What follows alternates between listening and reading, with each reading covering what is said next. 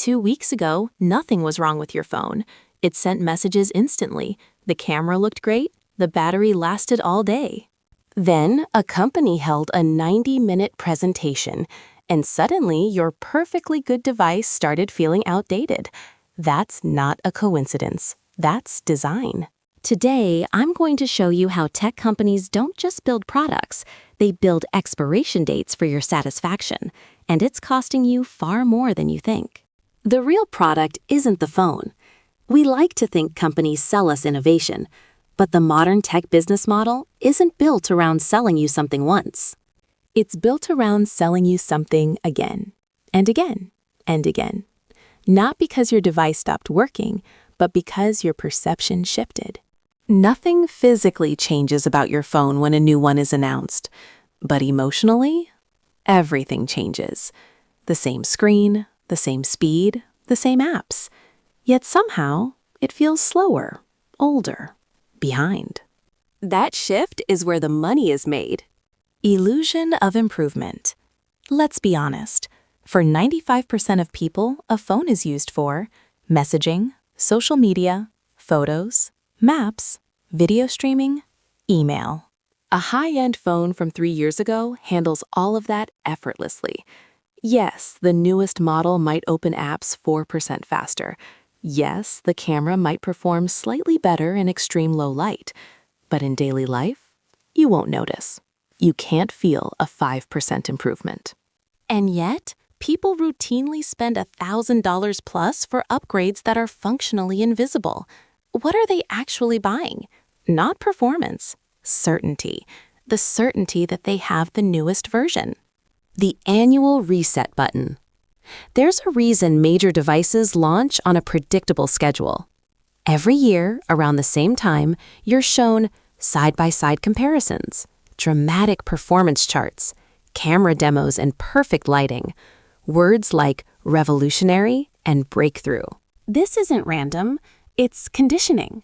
If products were released unpredictably, desire would be chaotic. But when upgrades arrive like clockwork, dissatisfaction becomes scheduled. Your device didn't age. The calendar told you it did. The lifetime cost nobody calculates. Now let's zoom out. If someone upgrades their phone every 2-3 years at around $900 to $1,100, over a 40-year adult life, that's well over $12,000 on phones alone. Now add laptops, tablets, watches, earbuds, smart home devices. The average household spends thousands per year on electronics. Over decades, we're talking tens of thousands. And here's the part no one mentions. If that difference were invested instead of upgraded, compound growth turns small decisions into massive outcomes. The real cost of upgrading isn't the device, it's what that money could have become. Why devices slow down? Have you ever noticed your device feels sluggish right around the time a new model launches? Sometimes that's battery aging. Sometimes it's heavier software updates. Sometimes it's just psychological comparison. But here's the key insight. When expectations rise faster than performance declines, your experience feels worse, even if it isn't. You're comparing your phone to marketing, not to your needs. The refurbished secret. Here's something interesting. A 2-year-old flagship device performs at nearly the same level as a brand new mid-range device, and often costs 40–50% less. Yet most consumers ignore that option. Why? Because new feels safer. It feels higher status. It feels current. But functionally, a slightly older premium device delivers almost the same experience. The discount exists because someone else chased the upgrade cycle. The environmental blind spot. There's another angle most people ignore. Most of a phone's carbon footprint comes from manufacturing, not usage. Mining, processing, assembly, shipping. Replacing working devices isn't just a financial choice, it's a resource choice. Keeping a device longer is economically smarter and environmentally lighter, but you won't see ads encouraging that. How to break the cycle.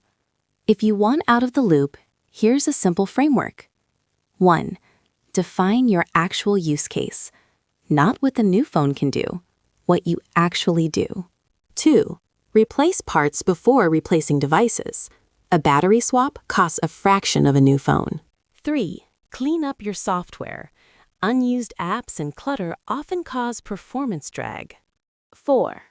Upgrade on necessity, not announcement.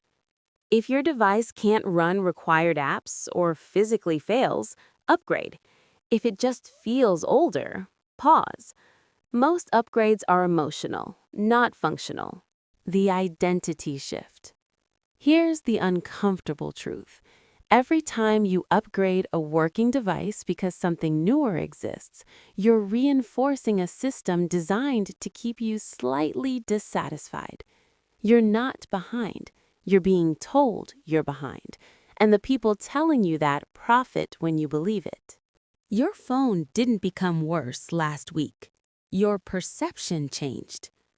The next time a launch event makes your device feel outdated, ask yourself one question.